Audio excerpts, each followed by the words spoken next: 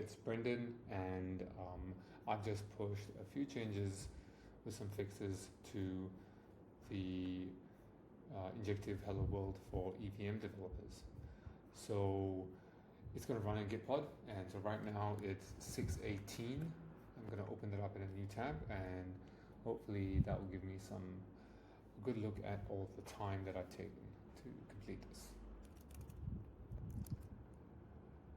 Alright, so this should spin the wheels for a bit, but once it's done,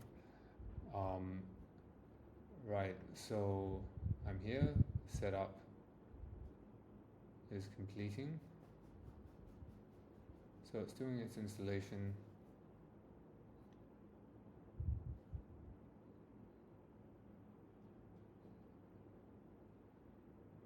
Right. Okay, please enter the requested values to populate your .env and other config files. So, I want a new seed phrase.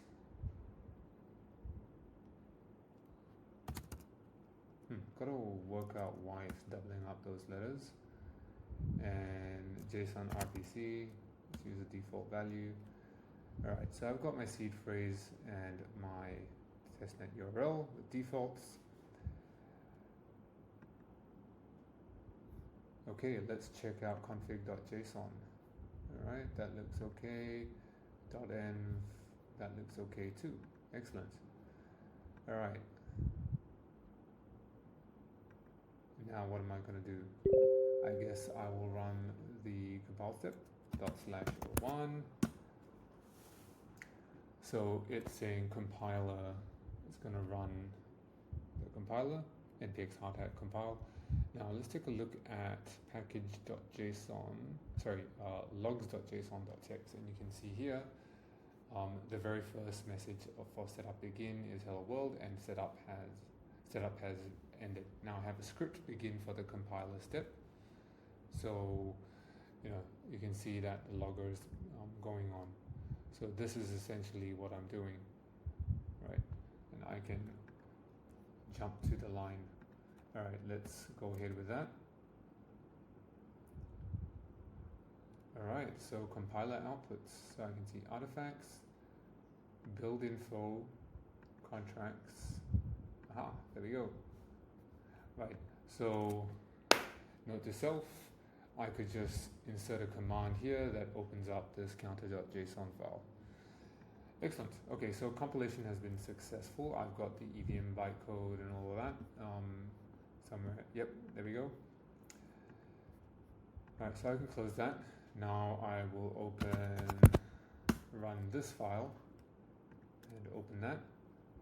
So essentially this is going to run npx hardhat test. So it's running the test files, and then maybe I should open up this file as well. So note to self, again, open up the counter.test file. Now let's do the third script, which is for deployment. Now this one I'm expecting to fail for the first time, right? Because it needs a funded account and I haven't yet funded my account. So it says, hey, account needs to be funded to continue. So I'm going to copy the address, open up the faucet URL in a new tab, paste the EVM address over here, press request tokens, wait for that spinner to spin.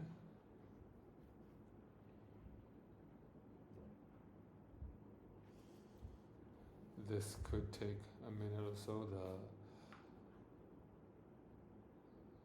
faucet is rate limited.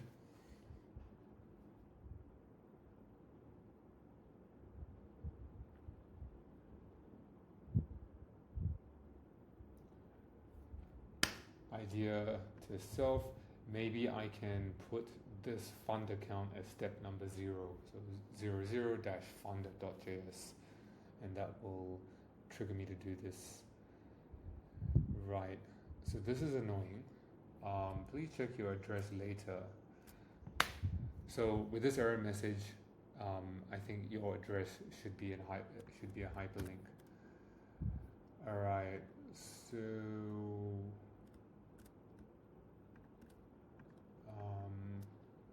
docs.injective.network, EVM developers, EVM network information, Explorer, open up the Explorer, and then, is that my address?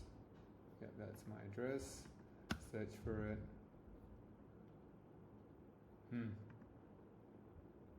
Hasn't quite funded yet.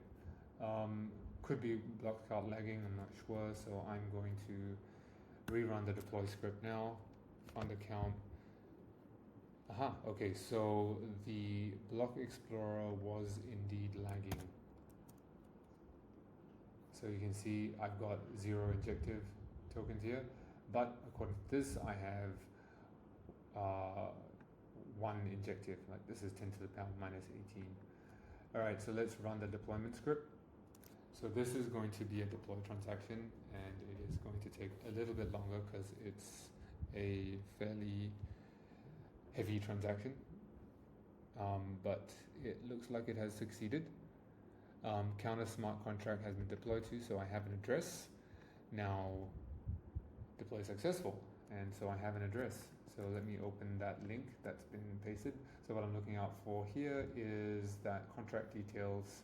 Yep, it shows me the code. Now this contract is not verified, but it was able to show me the code anyway because there was another one. There are other smart contracts with the same bytecode. But if you were to like even have made a slight change to this, then you would just see, you would only be able to see this tab. Right? Actually, note to self, maybe I should have contract bytecode. So the URL should go to contract bytecode instead of just code. Contract bytecode. Okay, there we go. All right, back to the main script, and now I've deployed. So now I'm going to do for verify. So I'm running the verify step now. Okay, so I've got my deployed address and 11 transaction. I'm going to verify. So that runs npx hard hat force network. So you can see what it's doing there. It's actually just running that command, and the verification has been successful. So let's open that link as well. So now I can see, it's an actually verified contract, not just having a matching bytecode to another verified smart contract as it was before, and it has correctly linked to the contract source code tab. Great. Now final step 05, interact.js. Load deployment data, so it's getting the smart contracts. Ooh, note to self. I should not output the entire ABI. That's looks a bit strange. So, okay, so initialize the RPC provider and signer. So that's just the wallet. So I've got my account address now, and that matches what I used in the faucet earlier on. So that's the same account. Initialize a smart contract.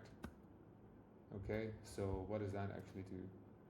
Okay, yeah, so it's just reading out the deployed address and then initializing an instance of a contract from Ether.js. Now I'm going to query the smart contract to get the counter value, right? So it's just await counter.value. Next I'm going to increment it by 1. So transact smart contract. That's this line over here. So it says await counter.increment 1. So I'm expecting the value for the next step, which is query. I'm going to expect this to be, instead of 0, I'm going to expect it to be 1. Alright, it's 1. Okay, so I've got the initial state, transaction to modify that state, and then the new state, interaction successful. Okay, excellent. So that is the entire Injective EVM Hello World run through, and started at 6:18, and now it is 6:27. So that's 9 minutes all in, including narration and so on. Okay, so successful. Thank you for listening.